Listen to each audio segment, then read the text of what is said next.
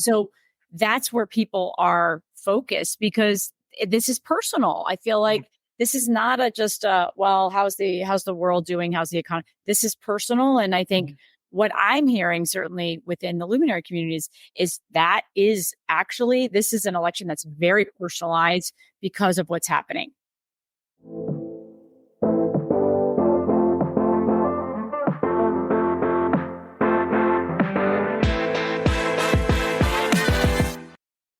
Welcome back to the show. Hope you're all having a great week. We have a really interesting episode for you today. We have been running a survey with the SheSpeaks community. We've been doing multiple surveys. And if you may remember, several weeks ago, actually back in June, we had a 2-part episode with Libby Rodney, who is the Chief Strategy Officer at the Harris Poll. Of course, the Harris Poll does tons of polling and surveying of the American public. And Libby came on and talked through with me the results of some of the SheSpeaks studies that we've been doing over the last several months. And so if you have not heard those episodes, you can feel free to go back and listen to those. That's a 2-part episode. The first one was on June 13th. It's called Women's Voices, Unpacking the SheSpeaks survey results with Libby Rodney. And then part 2 was on June 20th, and that was our second part of that conversation. And since then, we have continued to do surveying, and we actually decided to combine forces with an amazing women's group that we've worked with before, the Luminary group. And they are a group of women across the country, actually around the world, and they are focused on female entrepreneurs and female professionals and women who are just doing some really exciting and interesting things. So CEO Cate Luzio is my guest on today's episode. You will hear my conversation with her where we talk through the results of this joint study that we did with both the SheSpeaks community and the Luminary community about the upcoming elections. And we asked women, what's on your mind as we go into the elections? There's been a lot of conversation recently about how women in particular will help determine who is going to be the next president in this 2024 election race, and women's votes matter very much. And that is one of the reasons, the key reasons that we are excited to bring you this information and to be asking the SheSpeaks community of women, the Luminary community of women, what is on their minds as it relates to the upcoming election and how they're thinking about voting. So that is the impetus for why we are doing this, because we know it is really important to understand what are the issues that are top of mind for women as we get to this upcoming 2024 election.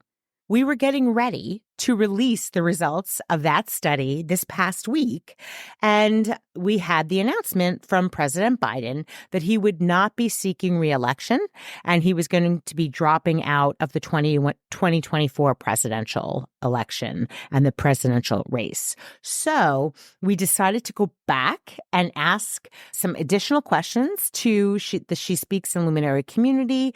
We asked them just a few questions to better understand how they were thinking now that President Biden had decided not to run and that he endorsed Kamala Harris, his VP. I'm going to take you through that brief additional survey that we did first so that you understand, okay, what are women thinking now that President Biden has decided he's not going to run for re-election? And then part 2 of this conversation, you will hear my chat with Cate, where we talk through the results of the overall study, which was just completed, and we better understand what's going on with women. What are they thinking about? What issues are important to them?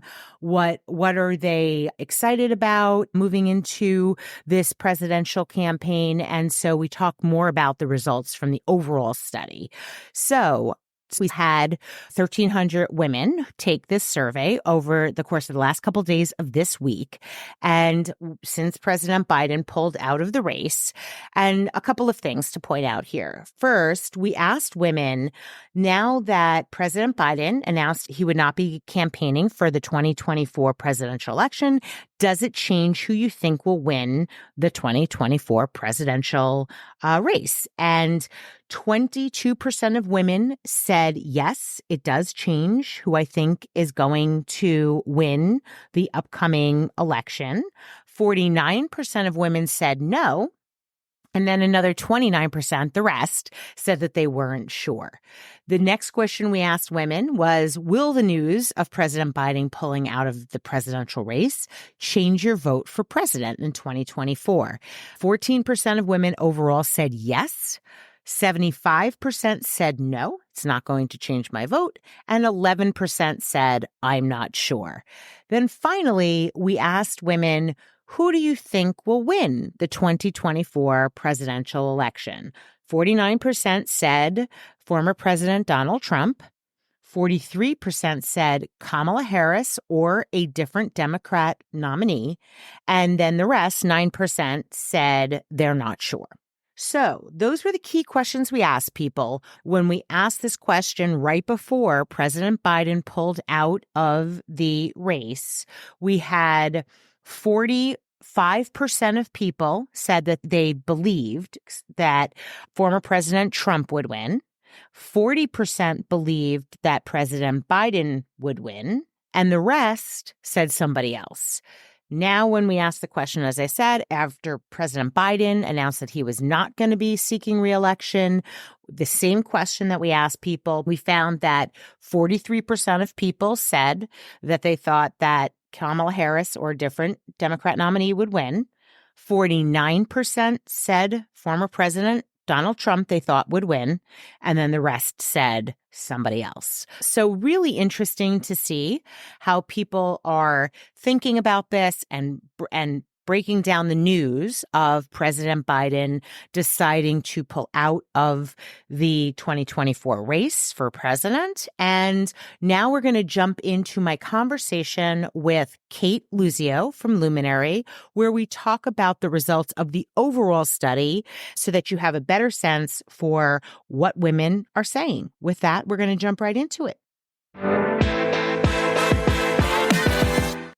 Cate Luzio, welcome back to the show.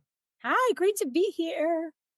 Well, you and I, we have done a number of studies together with the SheSpeaks community and the Luminary community, and we thought it would be worthwhile, given where we are right now, to do a joint study to better understand how women are feeling going into this new season of the election. Yeah. So you had added a question, which I thought was a really good one, and maybe we can talk about that one first. You Sure. said, let's get a sense for just the emotional state, and let's see how women are feeling emotionally. And let's talk about the results there, because it's not great how women are feeling, right?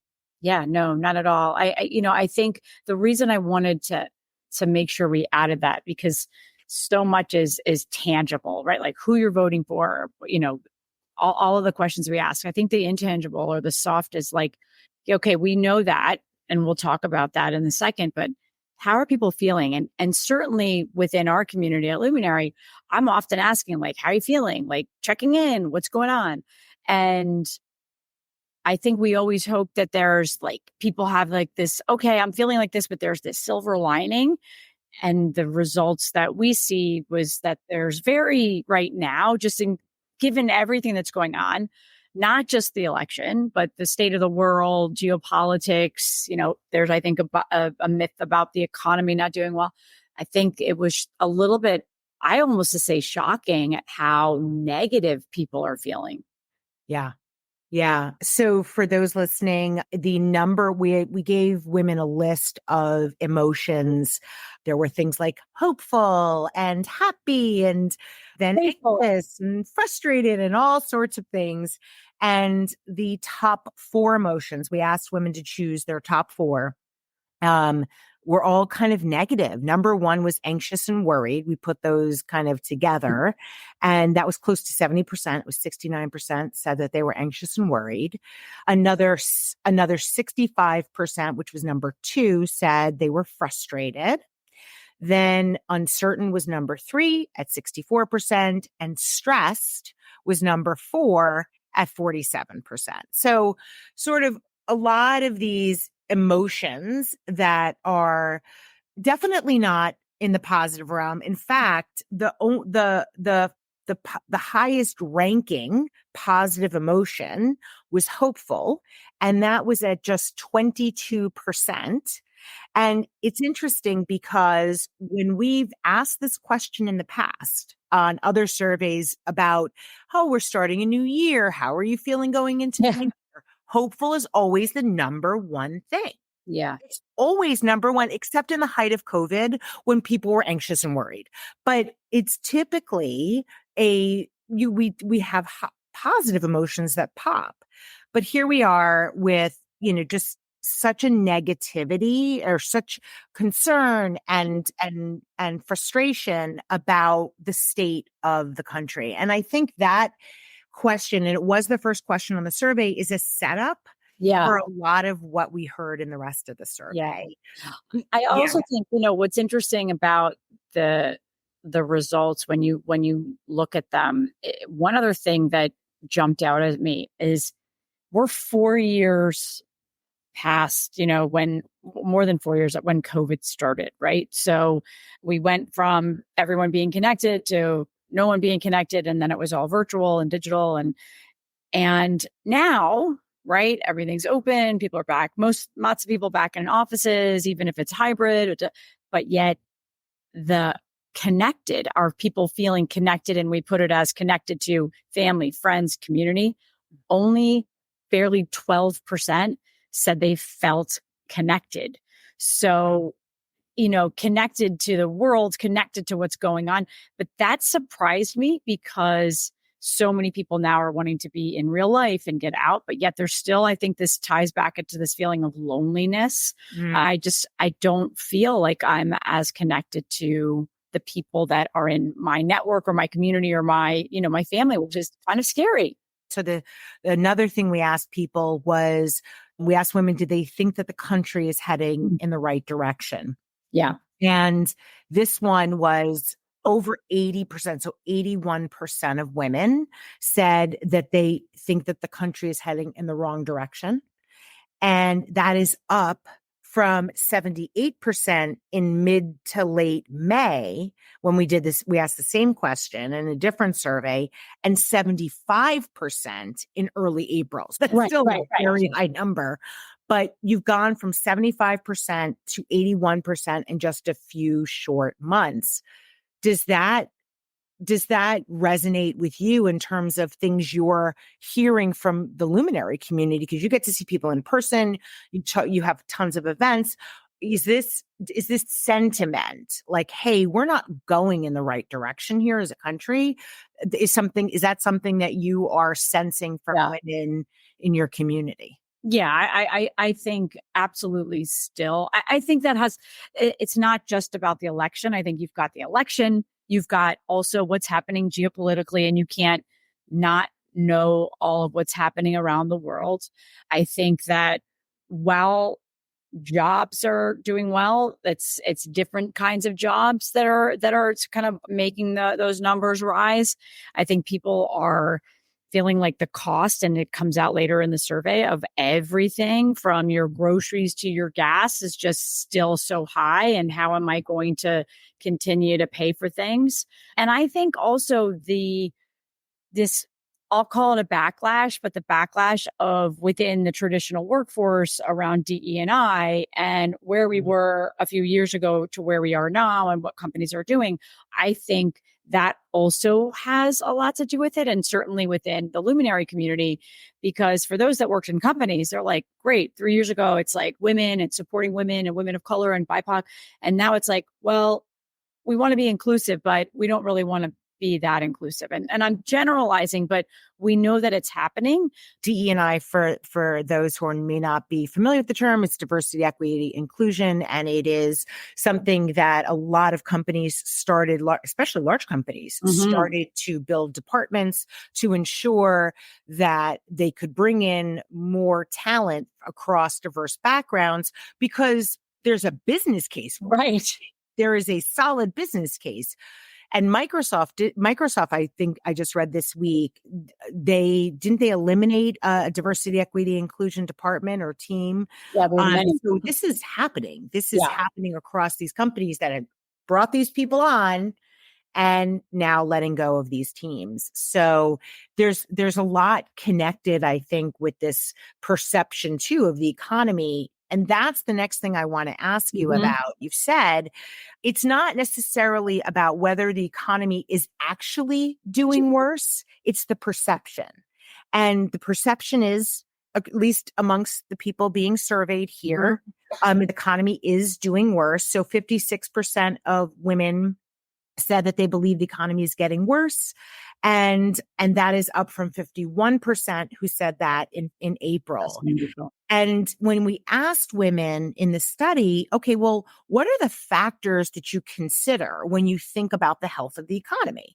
And the top factors are price of groceries, 80%, inflation rate, 72%, housing costs, 57%, and price of gas, 50%. So does it surprise you then that there's a perception that the economy is not doing well? Yes, because people individualize it, right? So it's is the economy doing well for me, right? And that's not a bad way to look, but because you're a consumer, right? That this is what affects you every day. So the way I read this was when you look at on the lower end of where people were thinking that their cause for concern, job market stability. We know that there is, the unemployment numbers are low. Stock market performance, it's actually doing quite well, right? Consumer spending continues to rise.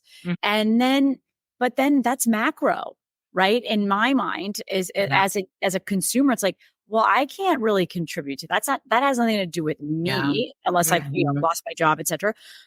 But every day, if I drive, gas, if I buy food, we all do. And that is like a huge, I see this over and over, even for people not wanting to go out to eat anymore because it's gotten so costly. Housing costs, being no rents, and the price of home buying, interest rates continue to be, high. And then inflation is higher, right? So I think that this becomes, when you look at this question, it's very personal versus I'm not thinking more like broadly about the US. I'm thinking of what it means to me.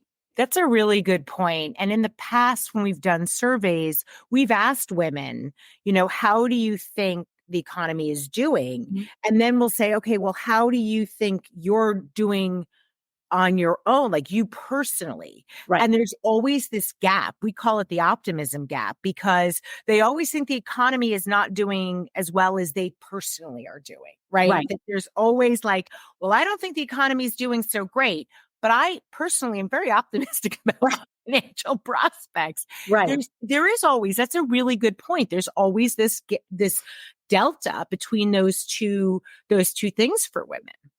Yeah, absolutely. And that's why I think even as we go to, question 5 around what factors influence your voting decision in the upcoming presidential election, I think that's why, and again, healthcare is in there as a high one. Economic policies, because that is going to trickle down into inflation, interest rates, which then affects housing. That also is going to affect overall inflation as well as cost of goods. So that's where people are focused because this is personal. I feel like this is not how's the world doing? How's the economy? This is personal. And I think what I'm hearing certainly within the Luminary communities is this is an election that's very personalized because of what's happening. I feel like this is such an interesting kind of progression that we've been talking about because we've asked women, all right, how do you think the economy is doing? Trying to get a better sense for what's on their minds there. How do they think about the economy? And then we say, all right, well, what are the top factors that are going to impact your vote in the upcoming presidential election? And number one is the economy or your economic policies, right? And that is at 58%. That's the number one. Number two, as you said, healthcare at 56%. And then number 3 is reproductive rights. Right. And that is at 51, abortion and reproductive rights. So I would love to talk a little bit on that if we can for a minute. We know we had this overturn of Roe v. Wade. Now, that's been out for a while. Mhm. There is a belief that that has impacted some of the interim, some of the elections that have happened since the overturn. Yep. And now I'm curious, it's number 3 on the list, which is not insignificant because it's still like above 50% of people say that this is very high on their list.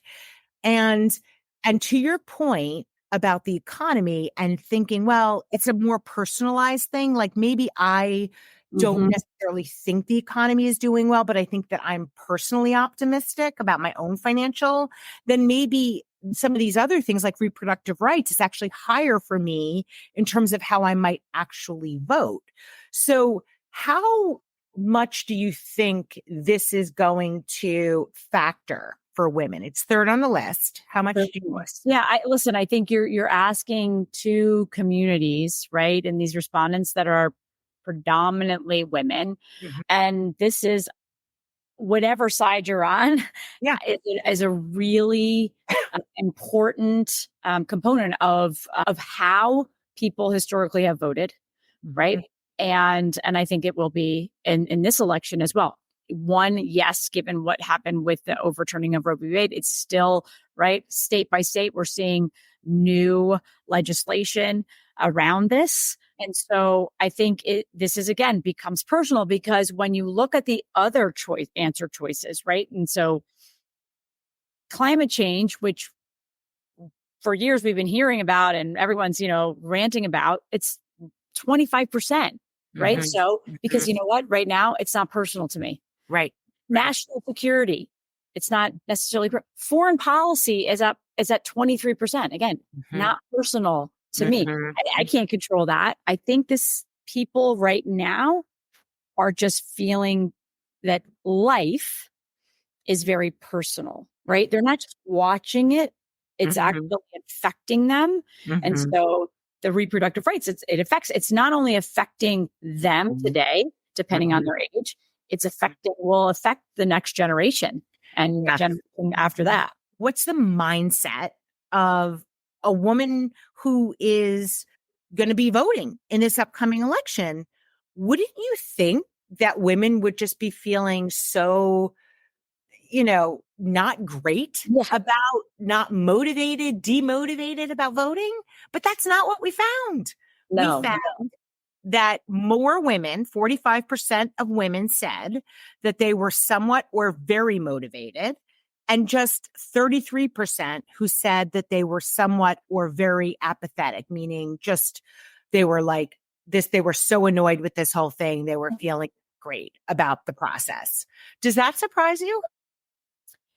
It's so in the context of all of the other answers, it did because I would have thought if I had read this question last, right, like after all of the results, that most people would be feeling apathetic. They are upset about what's happening in the economy. They feel depressed, stressed, Right. frustrated, all of that, right? But yet, again, it goes back to this feeling of being very personal. But yet, they're motivated to potentially make a change. Remember, this isn't just about national. I think this also, people think, okay, so I live in a blue state. I live in New York, right? So some people just go, well, I'm not going to vote because it's a blue state and my vote doesn't matter, right? Mhm. Mhm.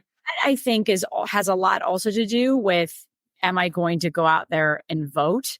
And if you read all of what people are feeling, I think, it'll be really interesting come November to see what are percentage rates of women voting and then Mm. demographically by age. So Yeah. Gen X, baby boomer, Gen X, then millennial, and then Yep. Gen Z. Yep. 40% of the votes in this year's election could go to Gen Z and millennials if they show up to vote. Now, I don't know Mhm. what that is for as far as women within that. So I Yeah. think it'd be really interesting to see just how many people actually vote. I'm hoping because they feel very motivated in this Mhm. study, because they're feeling very personal, all the Mhm. things we already talked about, that they are going to go out and vote. We're doing starting in a week, we're doing at Luminary, both virtually and in person, voter registration events because we That's want great. people to vote, right? Like We want them to feel motivated. I've been told from my whole life that this is your constitutional right.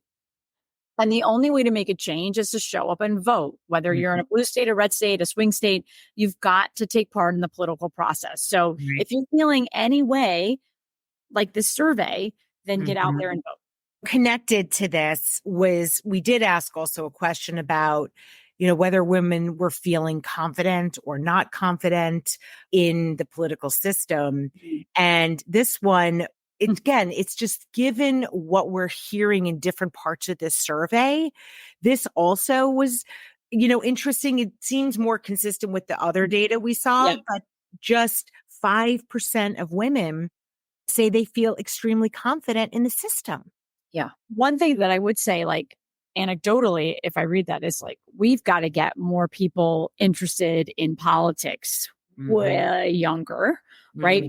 But I think that also means that the political system and the process and the way we do things has to change, right? Because with the advancement of social media and AI and 24/7 news cycles, really, what other than I want to be a patriot and, help, what is actually incentivizing people to run for office? I think, there's going to be a lot more to come on this. We will be continuing to ask women what they're thinking.